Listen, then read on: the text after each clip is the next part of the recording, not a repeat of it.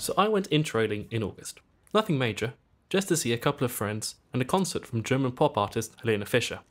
I travelled from my home in London to Cologne and Munich by train. I thought it might be a nice way to see as much as I can in as short a time as possible.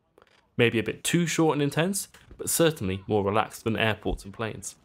On my way there, I'll be talking a bit about the various trains and locations I'll be in and giving some opinions. Ready?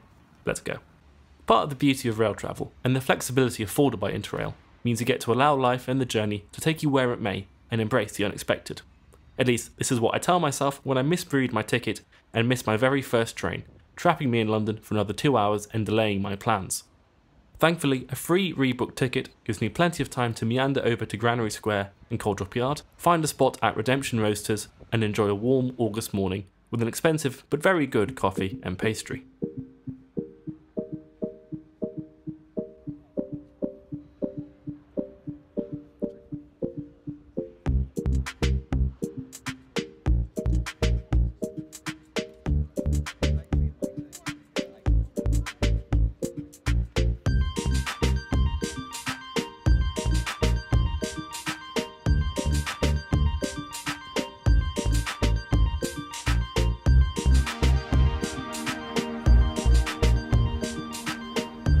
Let's try again. I get a sandwich from King's Cross, and if you have time for it, the parcel yard by platform 9 3/4 is worth a visit for a drink. But now, it's time to activate travel mode. We make it to Brussels pretty much bang on time. The change from Eurostar to ICE happens seamlessly. The hop from platform 3 to 5A takes maybe 1 minute, and after a search for an unreserved seat, it's time to settle in to the smoothness and comfort of German high-speed rail. From here, we descend into the busiest railway tunnel in the world, the result of a rebuilding and reimagining of both Brussels North and South stations in the 1950s, which allowed the city, key to European development and the new European institutions, to expand and take on more traffic, without having to bulldoze the entire centre. As it was built in the 50s, the area around both Brussels stations is rather bleak. But if you want something nice, a good place to grab a drink is Sass, just across the road from Brussels South Station. More time to explore should bring you up to Saint-Gilles, where there's a nice brewery and a bigger supermarket not very far away. Your Eurostar ticket also gets you a free connection to Brussels Central Station, from where you can wander around the city itself and look at various urinating statues. Otherwise, keep on going. From Brussels, we head into the soft, rolling Belgian countryside and pull into the beautiful Liège station, which dwarfs the appeal of the town, but certainly does the job of making you feel like you are travelling through something bigger than yourself, as rail travel should.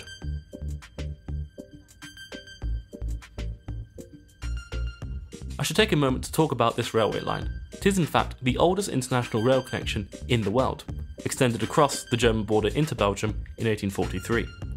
The Belgians, not having direct access to the Rhine, and having to pay a tax to the Dutch to move goods about on it, were enthusiastic early adopters of railways, and were the first government to really get behind it.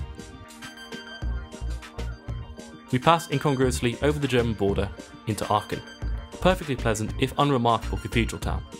Here lies Charlemagne, a man so influential that his homeland here in the Rhineland remains the spiritual heartland of Europe over a millennium after his appearance in these flat, fertile and complicated lands. From here, the train slows somewhat from the 250 kilometers it was hitting through the Belgian countryside and trundles past Düren at allegedly 150, eventually pulling into Cologne main station. This station was rebuilt after the war, as were most things in Germany, and again opens out into a classically miserable German station forecourt next to an actually really lovely cathedral. This cathedral is in fact the most visited site in Germany. It took around 632 years to finish building, and it actually had a crane on it for over 400 of those years whilst construction stalled. When Germany got massively into the Middle Ages in the 19th century, they decided to kick on and finish it as a project to unite Germans of diverse Christian faiths and be a symbol of German nationalism. It also means that this incredibly busy station cannot expand at all, with this great church at its literal doorstep. When you leave Cologne by train, you pass this structure onto a great bridge, built by Prussian King Wilhelm II, who aimed to unite the various German lands through infrastructure. Thanks to the cathedral being important and tall, it made it very easy for the Allied pilots to locate both the bridge and the station during raids. It was hit 14 times in World War II, yet remained defiantly upright through the war in a flattened city. The next morning, a series of busy, delayed but ultimately comfortable trains carry me to the next leg of my journey. We head towards Frankfurt, Stuttgart, and then away from the Rhine's catchment area into the Danube, heading towards Bavaria and Munich.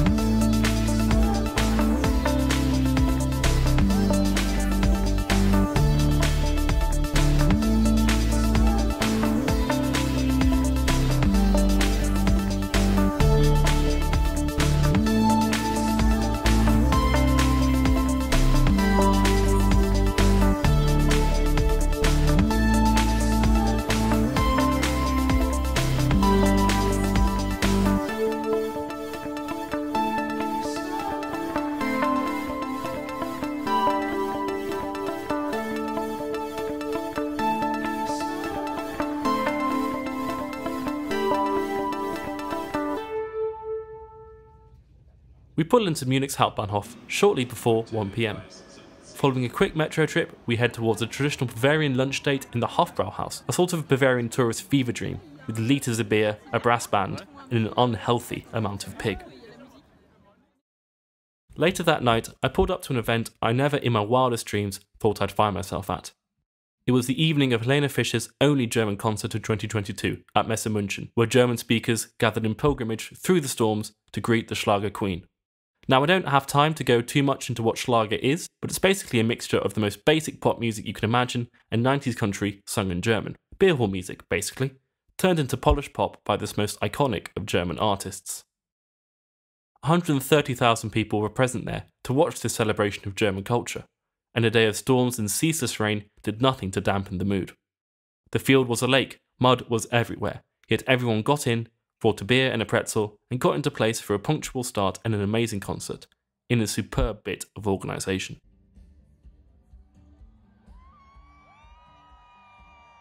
The concert itself was beautiful, if you don't mind Schlager. The main criticism of this kind of pop, often justified, is that it's formulaic, it's easy to enjoy, designed to be sung and enjoyed with no emotional depth, and is almost offensively inoffensive. However, looking over the massive bodies from all walks of life enjoy a real, genuine and powerful emotional connection to every song, happy and sad, was something that can only be described as life-affirming. Seeing that reflected in the artist, who was clearly enjoying herself in front of an amazing band with fantastic staging, helped bring it all home nicely. Formulaic this kind of music may be, But that emotional efficiency and how deeply that can affect and overwhelm in the most pure, human and real way is something that should never, in my opinion, be sniffed at.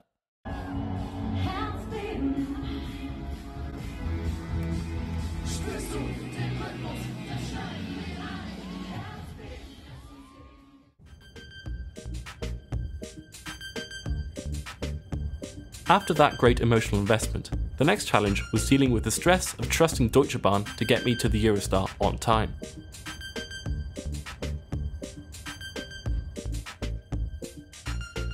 The German railway system has certainly some of the best intentions in Europe, making how annoyingly delayed everything is that much more disappointing.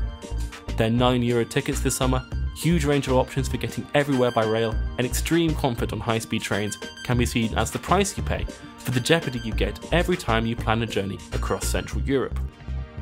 My train into Frankfurt to get back to Brussels was 15 minutes delayed, which would have been a huge problem if my connection was not itself 20 minutes delayed. It's a slightly farcical situation, which was repeated throughout the summer across the nation and annoyed a lot of people. Now, there are very good reasons why Germany's rail system is currently struggling to run as it is both expected and meant to, detailed lovingly in this great video from Railways Explained. It's the normal issues, a lack of investment, logistical issues caused by trying to drive down costs and increase profitability, and how difficult it is to make huge infrastructure investments with poor forward planning. Now, these are common problems the train traveller will always be more susceptible to until Europe sorts out its trains more generally. But I feel that Germany in particular has a responsibility to ensure its growth works for everyone, being at the crossroads for most journeys crossing the continent and having the highest passenger numbers of one of the most developed railway networks in Europe. As rail travel seeks to be more attractive and viable, it is up to entities like Deutsche Bahn and the German government, who so often position themselves at the head of European development, to put the work in for the future. And a 75% punctuality rate is not the way to get people off the Autobahn and out the airports. In any case, travel is always a balance. You find the enjoyment from experiencing and understanding a new world, made only more real and profound by how tough stepping out of your comfort zone is. You don't get to decide what's delayed and what isn't. You just have to wait for the train to move. And that is just as much the beauty of slow travel and train travel as the places you end up. You can't stress. Just sit back, wait, and let your holiday just happen.